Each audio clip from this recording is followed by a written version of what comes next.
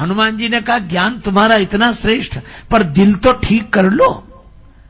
दिल कैसे ठीक होगा? का राम चरण पंकज उर धरो, राम जी के चरण कमलों को हृदय में रखो। कितनी अच्छी बात कही। हमारे गुरु जी ने हमें समझाया, हम तुम्हें समझा रहे हैं। दिए से दिया जलता है। रावण बोला अब हमें बंदर समझाएंगे, मिला हमें कभी गुरु बड़ ज्ञानी।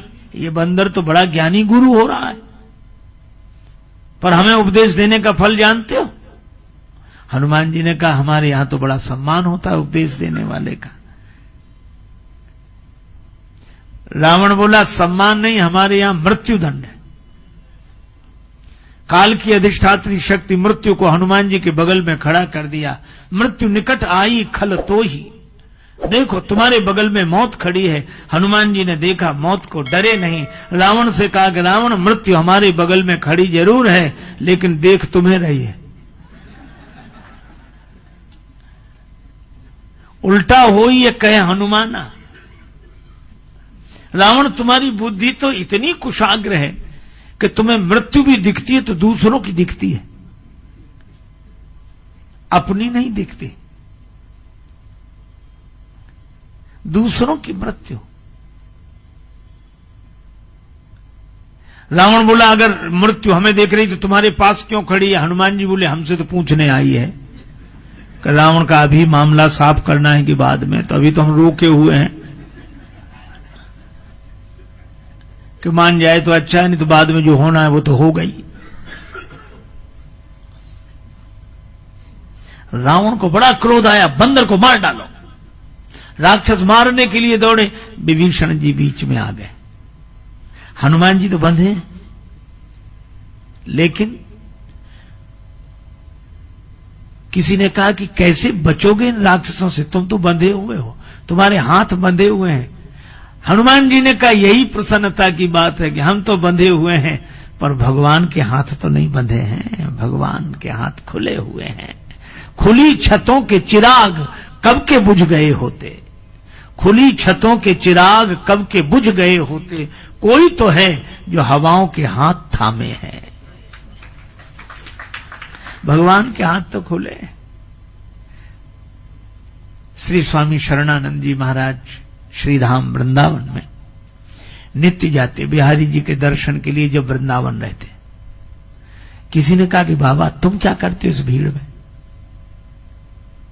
तुम्हें तो दिखाई देता नहीं है, फिर मंदिर में इतना परिश्रम उठा के आते काहे को? स्वामी जी हंसकर बोले मुझे तो नहीं दिखाई देता, पर श्री कृष्ण को तो दिखाई देता है। वे तो देख लेते हैं कि दर्शन करने वालों में एक सूरदास भी आता है।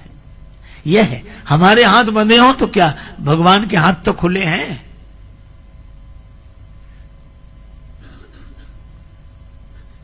राम जी पर भरोसा किया तो आप आश्चर्य करोगे, उसी समय बचाने वाला आ गया। विभीषण जी आए, और कोई सजा दे दो, दूत को मत मारो, नीति के विरुद्ध है। और सही बात भी, आपके यहां कोई पोस्टमैन ऐसी चिट्ठी लेके आए जिसमें कोई अशुभ समाचार हो, तो क्या पोस्टमैन की पिटाई करोगे? कैसी चिट्ठी लेकर आया? हनुमान जी तो राम जी के दूत हैं, राम जी की बात बता रहे हैं, उसमें तुम। रावण बोला ठीक कहते हो, बंदर को और कोई दंड दे दो। अब और कोई दंड देने की बात आई तो हनुमान जी ने सोचा पता नहीं कौन से दंड दिया जाता है। रावण को दंड देते समय अपनी बहन शूर्पणखा की याद आ गई, और रावण ने सोचा कि बंदर के भी नाक कान काटो। शूर्पणखा के नाक कान ही कटे थे, तो क्या यहां से हम नाक कटा कर लौटें? भगवान ने हमें भेजा है। कितना सुंदर संकेत, भगवान ने हमको भी तो भेजा है, तो क्या विकारों के हाथ से नाक कटा के लौटे? तो करें क्या? पूंछ लटक रही थी, हनुमान जी ने दोनों हाथ से पूंछ पकड़ी, माथे से लगाई पूंछ, फिर देखा, फिर चुंबन किया, फिर माथे, फिर छोड़ दे, फिर दोबारा माथे से। फिर रावण बोला समझ गया समझ गया, कभी कहे ममता पूंछ पर, बंदर की ममता पूंछ पर ही है। समझ कहो समझाए। हनुमान जी ने सोचा काम बन गया, लेकिन रावण यह भी तो कह सकता है एक तलवार मंगाए के पूंछ देव कटवा, तलवार से पूंछ काट दी जाए, कह सकता है। तो हनुमान जी ने सरस्वती माता का स्मरण किया। माई भगवती शारदा, माई भगवती शारदा,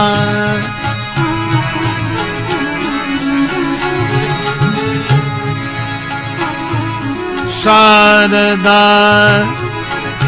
शारदा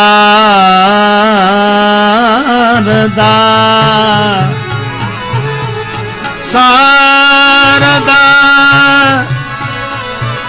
शारदा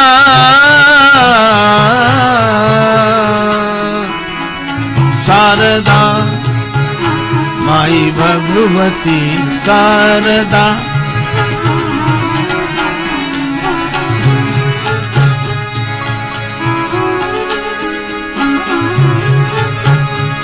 शारदा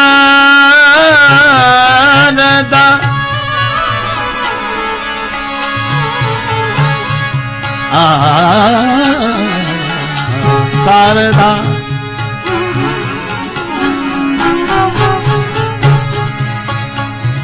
भगवती शारदा शारदा शारदा माई भगवती शारदा।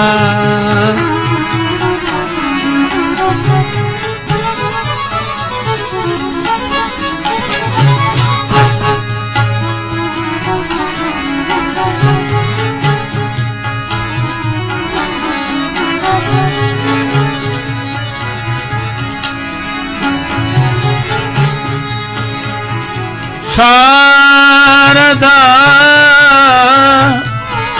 शारदा शारदा माई भगवती माई भगवती माई भगवती शारदा। सरस्वती जी ने ऐसी बुद्धि बदली, रावण बोला तेल बोरी पट बांध पुनि पावक देहु लगाए। तेल में कपड़े डुबोकर पूंछ में लपेट दो, आग लगा दो। और रावण ने तेल में कपड़े डुबोने की बात कही है। लंका नगर निवासी बोले क्यों हमारे यहां घी की कोई कमी है क्या? बोलो, रावण तेल की बात कहता है, नगरवासी रहा न नगर बसन घृत, पूंछ उसी समय बढ़ी। सारी समस्या इसी की है।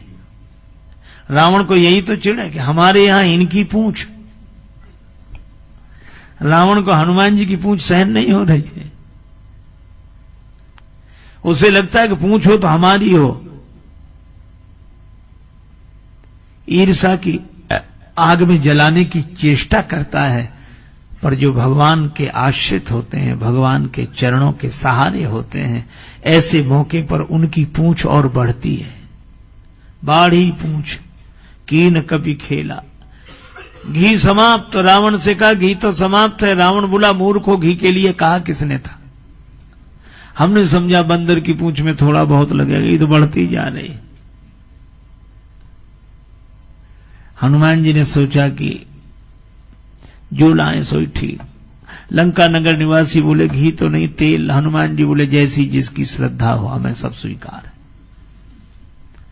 अब सोचा कि एक बार नगर में घूम के तो देख लें। रावण बोला बंदर को नगर में घुमाओ। हनुमान जी ने देखा सबके घर से कुछ न कुछ आया है। प्रसाद भी तो वहां वैसा वैसा देना पड़ेगा जैसा जिसका सही होगा। विभीषण जी के घर से कुछ नहीं आया।